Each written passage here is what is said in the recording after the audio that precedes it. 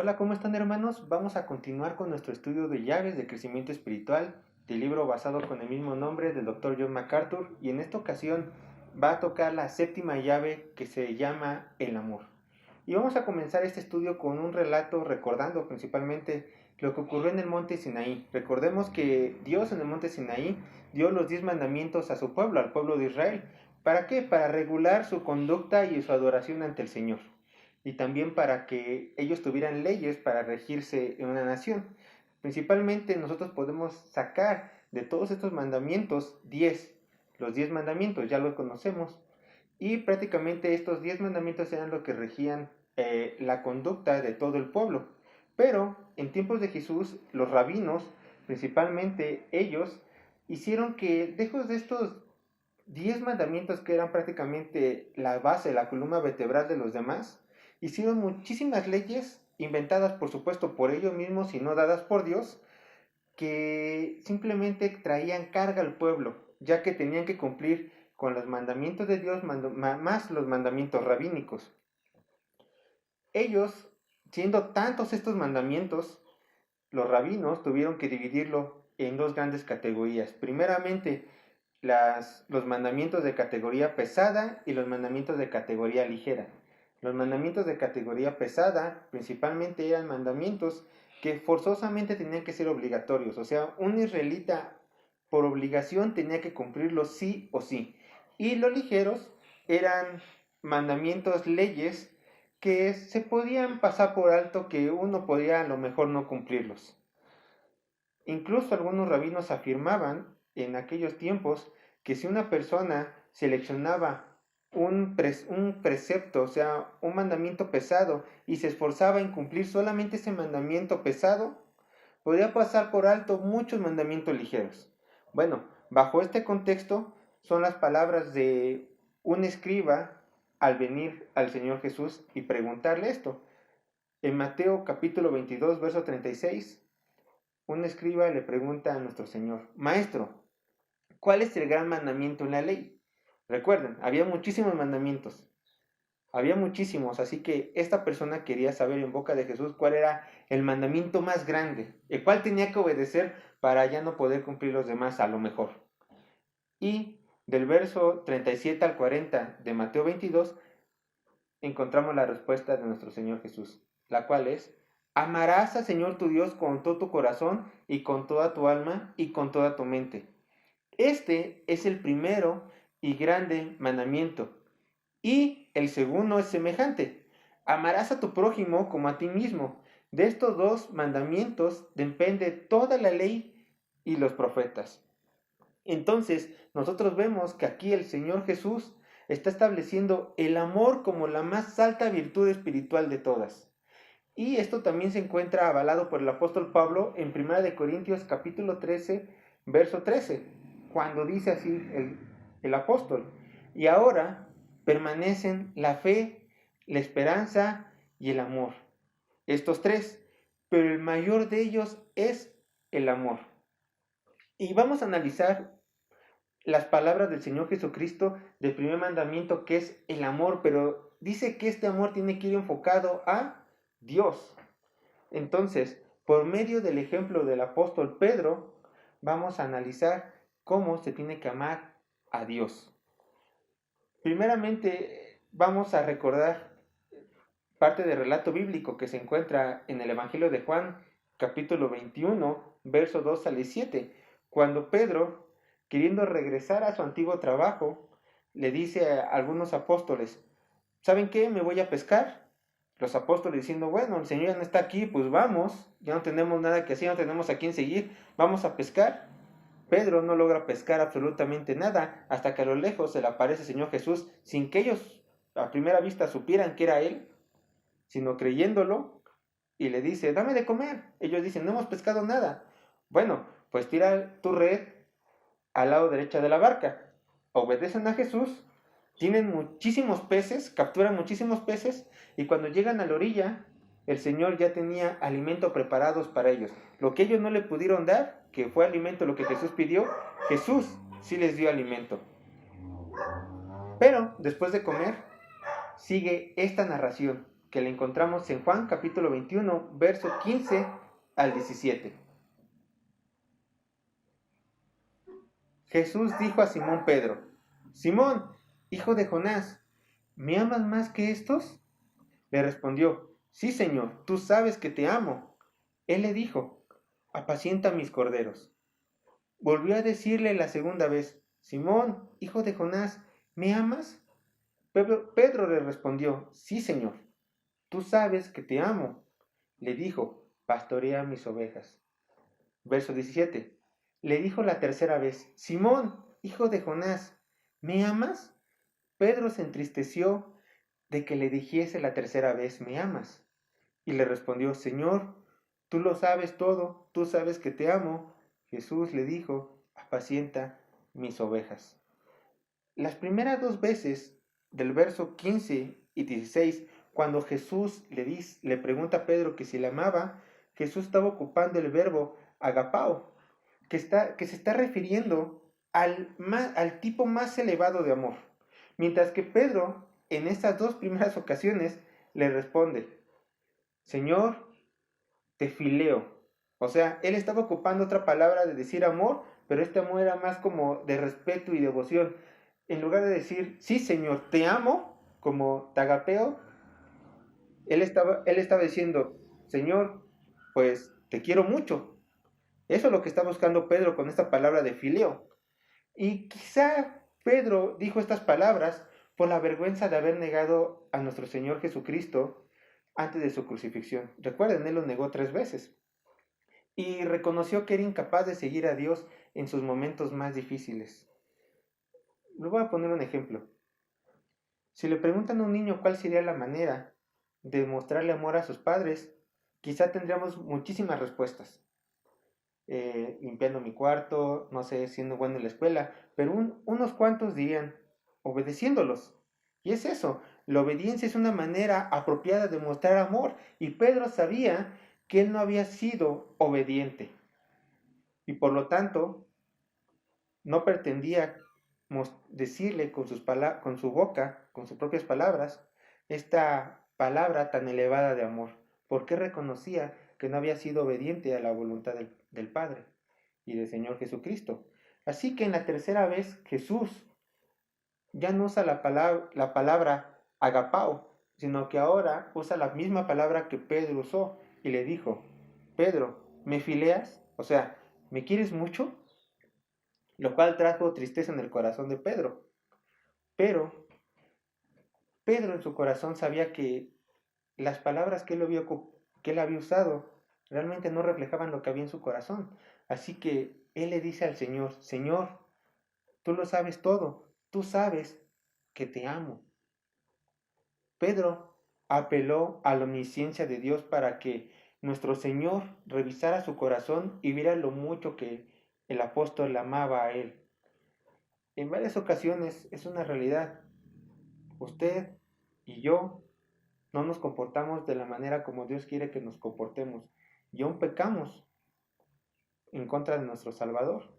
Pero nosotros, al igual que Pedro, a pesar de nuestras acciones, nosotros podemos confiar en que Dios sabe todo y aún podemos decirle en nuestras oraciones: Dios, perdóname por no hacer tu voluntad, pero te ruego que examines mi corazón y veas que en medio de mis imperfecciones realmente te amo. Ayúdame a vivir en santidad. Igual que Pedro podemos hacer, apelar a la omnisciencia de Dios.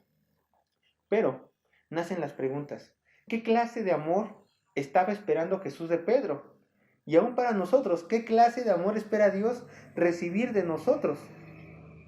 Y una vez más vamos al ejemplo de Pedro y discutiremos dos aspectos importantes con respecto al amor que Dios pide de cada uno de nosotros. Y primeramente, Dios quiere que tengamos un amor sacrificial.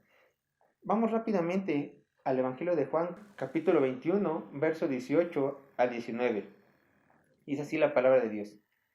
De cierto te digo, cuando eras más joven, te ceñías e ibas a donde querías. Mas cuando ya seas viejo, extenderás tus manos y te ceñirá otro y te llevará a donde no quieras. Esto dijo, dando a entender dando a entender con qué muerte había de glorificar a Dios. Y dicho esto, añadió, sígueme. La frase, extenderás tus manos, nos habla de la crucifixión que Pedro iba a experimentar por manos del Imperio Romano. Jesús le dijo a Pedro, Pedro, si realmente me amas, entonces muere por mí. Esto es amar a Dios como Él dice, con todo nuestro corazón, alma y mente. No se trata de meramente un amor sentimental, sino de un amor sacrificial. Cuando Dios ve nuestro amor, no se fija en lo mucho que late en nuestro corazón cuando entonamos una alabanza. Tampoco Dios se fija en el cosquilleo que tenemos en el corazón cuando oramos. No, cuando Dios ve nuestro amor, Él se fija, analiza en los sacrificios que hemos hecho por Él, los sacrificios que hemos hecho en su nombre. ¿Y cómo puedes saber si realmente amas a Dios? Bueno, observa tu vida y dime, ¿lo has dejado todo por Cristo? ¿Has sacrificado tus pasatiempos, deleites, amistades, a ti mismo por cumplir su voluntad? Una vida llena de sacrificios da la evidencia de una vida de profundo amor a Dios. Y esta es una realidad. Pablo lo sabía. Y en Filipenses capítulo 3, verso 8, Pablo manifiesta su amor sacrificial a Dios. Dice así, Filipenses capítulo 3, verso 8, y ciertamente aún estimo todas las cosas como pérdidas por la excelencia del conocimiento de Cristo Jesús, mi Señor, por amor del cual lo he perdido todo y lo tengo todo por basura para ganar a Cristo. En tiempos de Pedro, los cristianos experimentaban una persecución muy grande por manos del Imperio Romano. Y la forma de mostrar su amor sacrificial en aquellos tiempos era dar la vida por Cristo sin negar la fe que se le tenía a él. Imaginen la cara de Pedro cuando Jesús le profetizó que él iba a morir por causa de él. Seguro diría Pedro, Jesús, ¿me está diciendo que yo voy a poder morir por ti? En el pasado, Señor, ¿recuerdas que yo te negué 3 veces? ¿Y ahora me está diciendo que voy a tener el privilegio de morir en tu nombre? Gracias, Señor. Eso es amor sacrificial. Querer morir en nombre de Cristo. Querer dejar todo en nombre de Cristo. Por amor a su nombre y por el avance de su reino. Y la segunda característica, la primera, recuerden, amor sacrificial hacia Dios. La segunda característica es la obediencia. Jesús le dijo a Pedro, sígueme. El apóstol gustosamente obedeció y le siguió hasta el día de su muerte. Dios no solamente demanda amor sacrificial, sino que también demanda un amor obediente. ¿Y en qué tenemos que ser obedientes? Nos preguntaremos algunos. Tú tienes que ser obediente en hacer la voluntad manifestada en la Biblia. Obedecer la palabra de Dios es una forma de manifestar nuestro amor a nuestro Salvador. He escuchado personas decir que aman a Dios, pero cuando se trata de obedecer la voluntad escrita de su Creador, estas mismas personas que afirman y garantizan que aman a Dios, no quieren obedecer la totalidad de su palabra.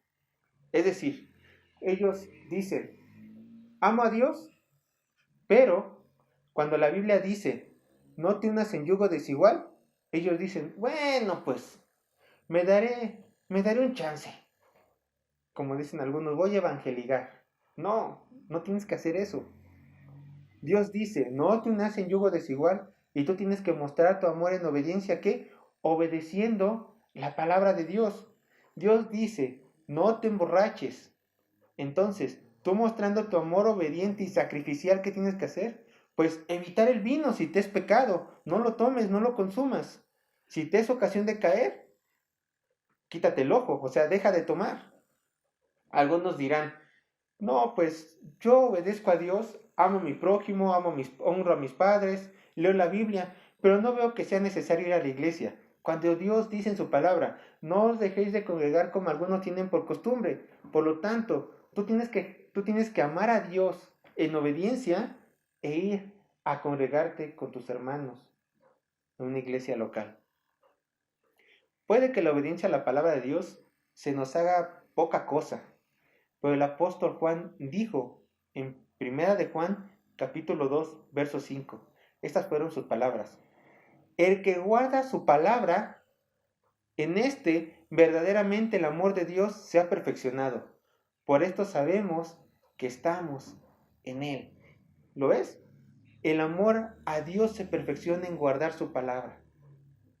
Y tú manifestarás amor a Dios cuando te sacrifiques, dejes tu pecado por Él y aún lo obedezcas.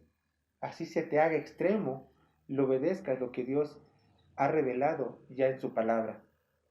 Por lo tanto, el amor que te pide, el amor que Dios te pide, tiene que ser sacrificial y obediente.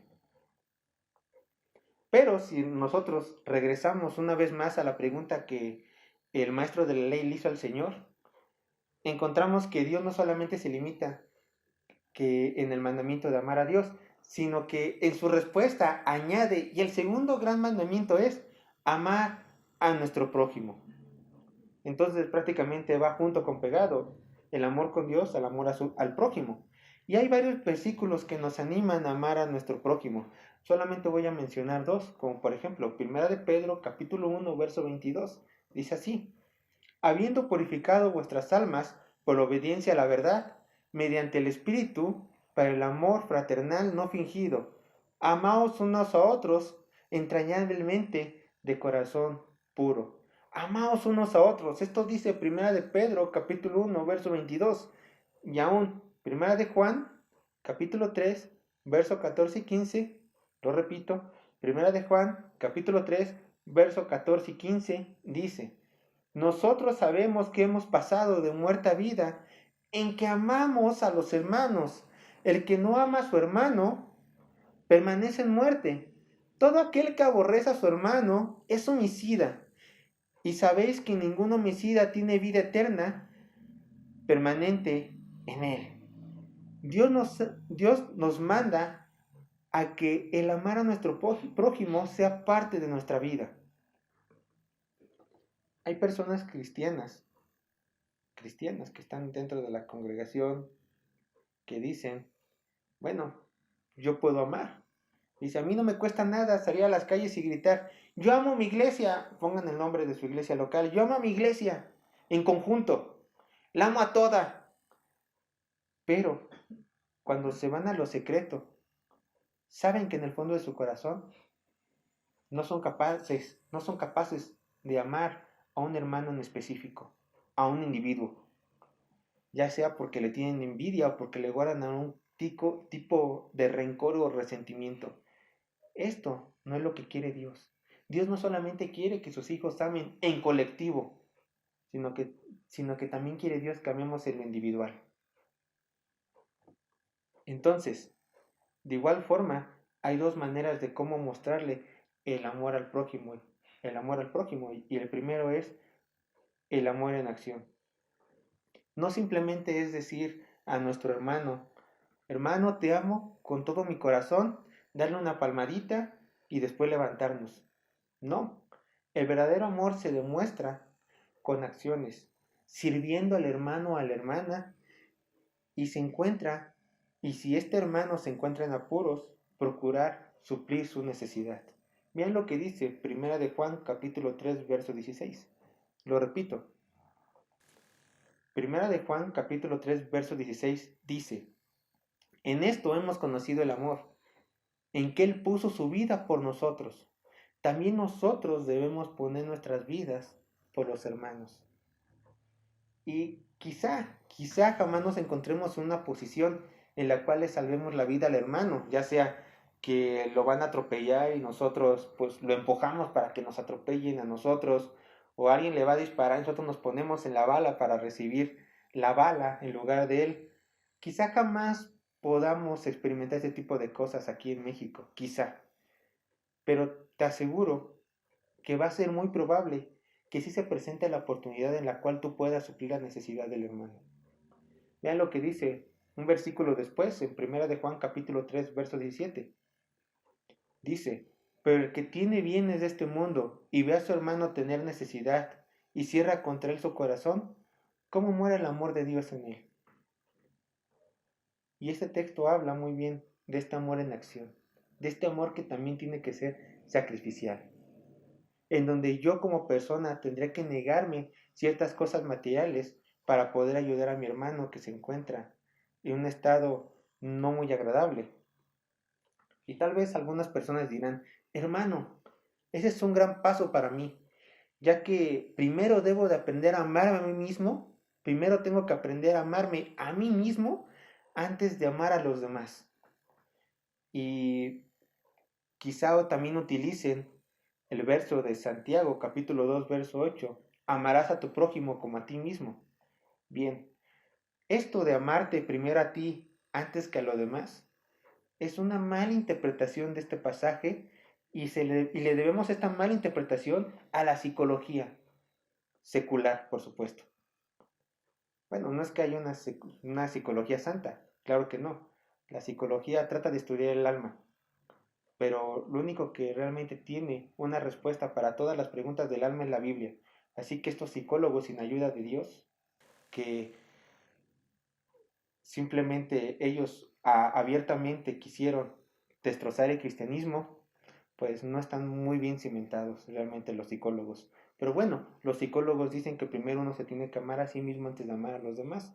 Si leemos el contexto de este verso de Santiago 2:8, encontramos que el ejemplo está de un hombre rico con un hombre pobre, que ambos entran a la iglesia y se le da preferencia a rico. Lo que el texto está tratando de decir aquí, lo que el texto está diciendo es que no se tiene que hacer ninguna acepción de persona, ya que se tiene que tratar al prójimo, ya sea al pobre o al rico, como a ti te gustaría que te trataran. Y déjame decirte una cosa, tú ya te amas demasiado a ti mismo. Así que con esa misma intensidad, con ese mismo amor, tienes que tratar al hermano que está al lado de ti. Eso dice el texto. Amarás a tu prójimo como a ti mismo. Como tú te amas, como tú te procuras, tienes que amar y procurar al hermano de al lado. Y en segundo lugar, y por último, encontramos el amar con humildad. Entonces, ¿cómo tenemos que amar a nuestro prójimo? Uno, amor en acción. Cuando esté en necesidad, tratar de proveerle para suplir esa necesidad. Y dos, humildemente. Cristo antes de morir en la cruz no les dio a los apóstoles un discurso de cómo se tiene que amar al prójimo. Más bien, Él les enseñó a amar al prójimo. Y esto lo vemos en el Evangelio de Juan, capítulo 13, versos 3 y 5. Evangelio de Juan, capítulo 13, versos 3 y 5. Y dice así la palabra de Dios. Sabiendo Jesús que el Padre le había dado todas las cosas en las manos y que había salido de Dios y a Dios iba, se levantó de la cena y se quitó su manto, y tomando una toalla se la ciñó. Luego puso agua en un lebrillo y comenzó a lavar los pies de los discípulos y enjuagarlos con la toalla con que estaba ceñido. Cristo en este momento se humilló para lavar los pies a sus discípulos, quienes eran imperfectos y pecadores. Esta acción de lavar los pies prácticamente se le tenía que dejar a los esclavos de la casa. Era algo, pues sí, un tanto humillante, ya que en aquel entonces, recuerden, ocupaban guaraches, sandalias, como quieran llamarle, y los pies estaban muy sucios. Entonces era una humillación que solamente se le dejaba a los esclavos lavar los pies, pero aquí el Señor ama con humildad, sin importar la condición de sus discípulos. Solo por medio del amor en humildad el cristiano es capaz de imitar a su Señor. Esto no se trata de sentimiento, hermano. Se trata de una convicción diaria de amar al prójimo. Recuerden, tanto el amor a Dios como el amor al prójimo no es un sentimiento, ya que los sentimientos del ser humano siempre son fluctuantes. No me vas a engañar. Tú un día amas más a algo o a alguien que al día anterior o al día siguiente. Tus sentimientos como ser humano siempre van a ser fluctuantes, pero el amar es una decisión que tiene que estar basada en la obediencia al mandato de Dios. Dios ordena, amarás a tu Dios. Y Dios ordena, amarás a tu prójimo. ¿Cómo? Con sacrificio, con humildad, con obediencia, con acción. Y esto aplica para los dos estratos. La llave del amor Esta séptima llave es resumida perfectamente por el apóstol Juan cuando dijo, en 1 de Juan capítulo 3, 18, hijitos míos, no amemos de palabra ni de lengua, sino de hecho y en verdad. Aquí está el resumen perfecto. Hijitos míos, no amemos de palabra ni de lengua, sino de hechos y en verdad. 1 de Juan capítulo 3, verso 18.